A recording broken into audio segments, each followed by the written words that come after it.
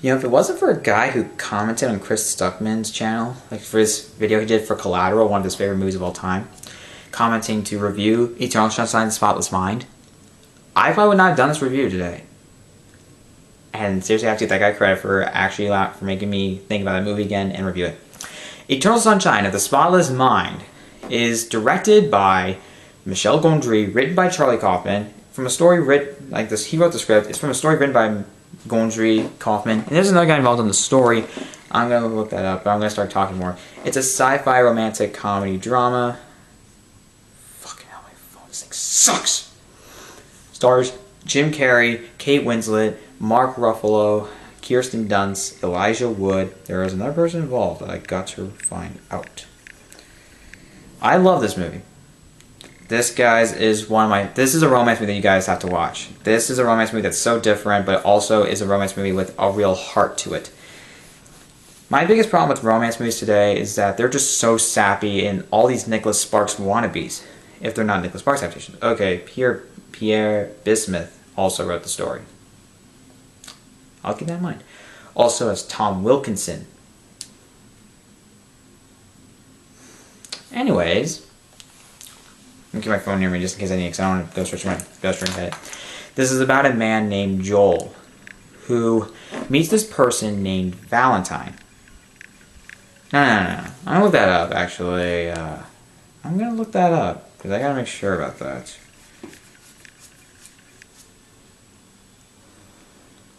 Oh, Clementine. That's what it was. Okay. Anyways... This movie's about like Joel and Clementine have this relationship, but after a while it falls out of place, and he gets this message. Joel gets a message saying that Clementine has erased him from her memory, and he decides to do the same thing. But during this procedure, he realizes that he doesn't want to forget her. He wants to preserve these memories. And this is where I think the movie really hits this amazing high point. What I love about this movie is that it really it asks this question: is it better to have lost in love than never to have loved at all? I love that. It ponders this question, explores it with a lot of depth. And the story and how this works, I mean, the only fact that it's involving, like, you don't want to lose memories of a relationship you just had, that really is it. But also, it's the role of thoughts in our lives, in our relationships. It just says that thoughts are what make us complete. It's what makes us human. Even in the bad, even though there are bad memories, it's better to just remember them or just forget about them and remember the good times.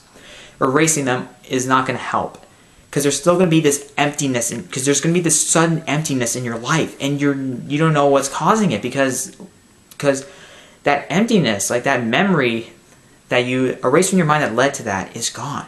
And you just never will find that answer because you don't know. And maybe the person, and then you just will never know because you don't know.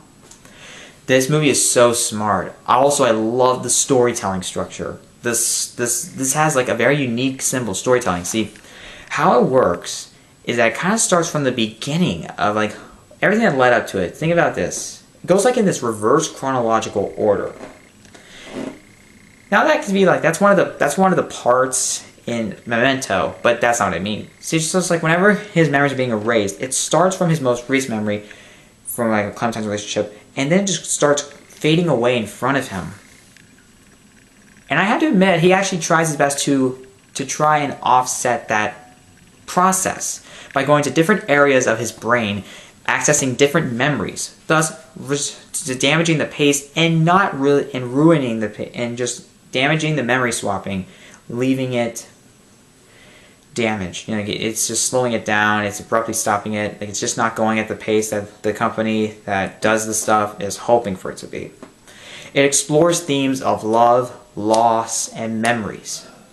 These are really the most important themes of this movie. It's also this very sci-fi take on it that I thought worked perfectly.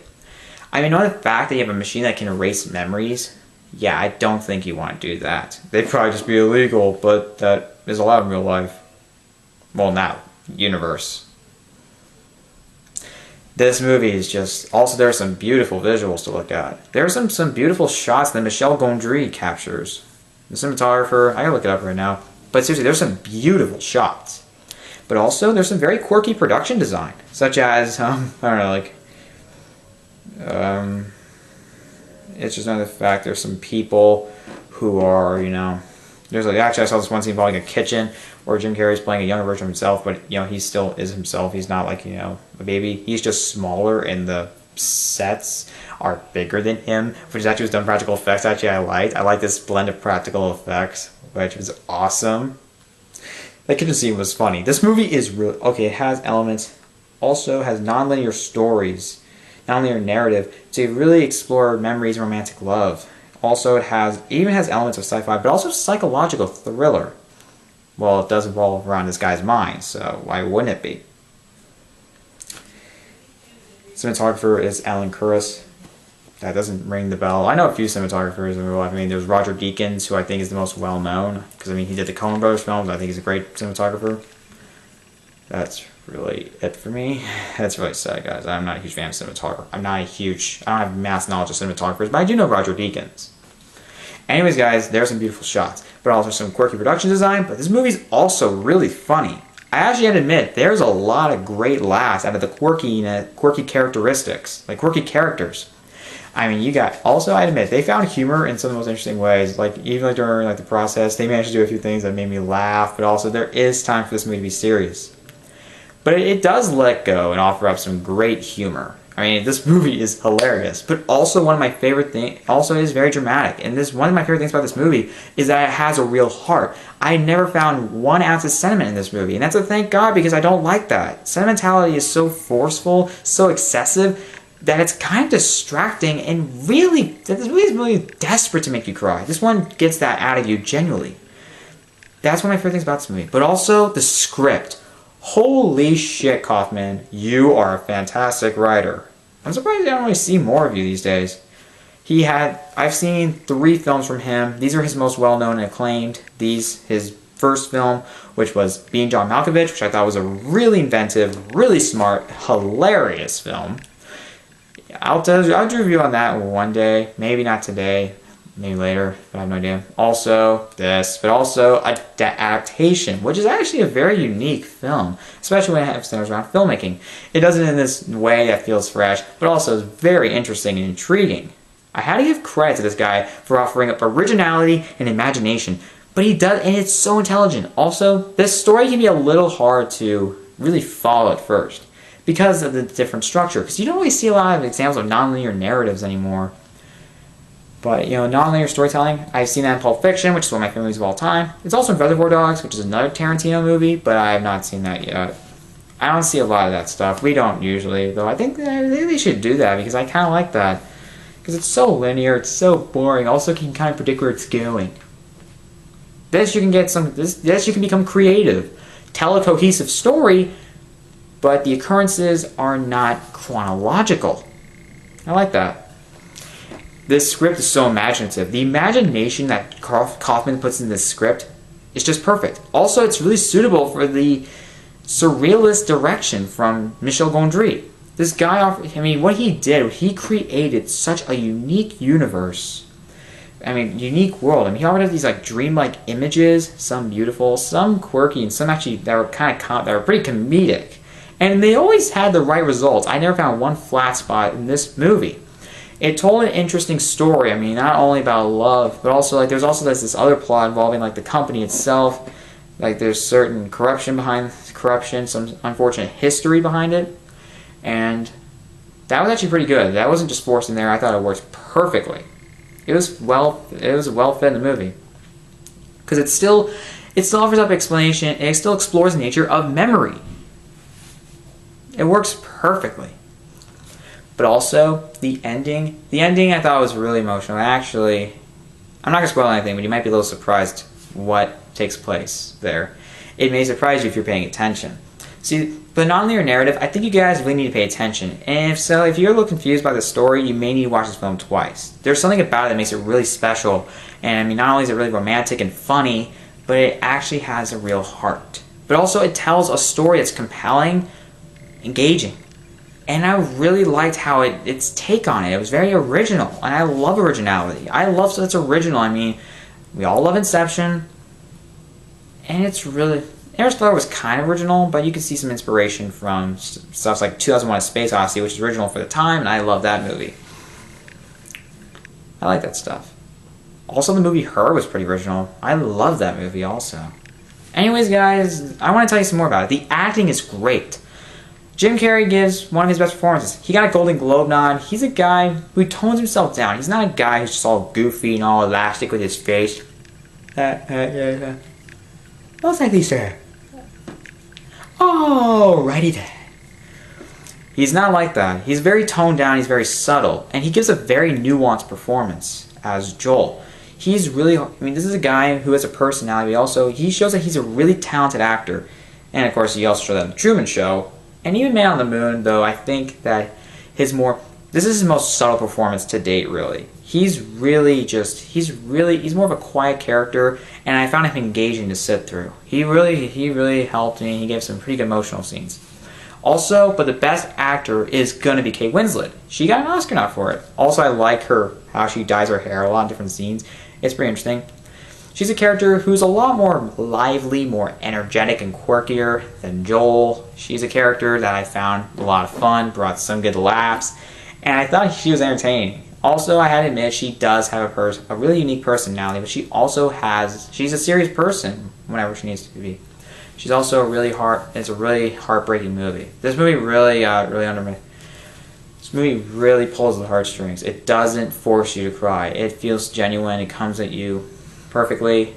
There are some other good performances. There's a lot of great laughs. But this one tells a really good story, and it highlights the fact that memories are what make us complete as people. That's the best thing I love about this movie, is how it explains the role of memory in memory. How it just makes us help us evolve as people, and it makes us who we are.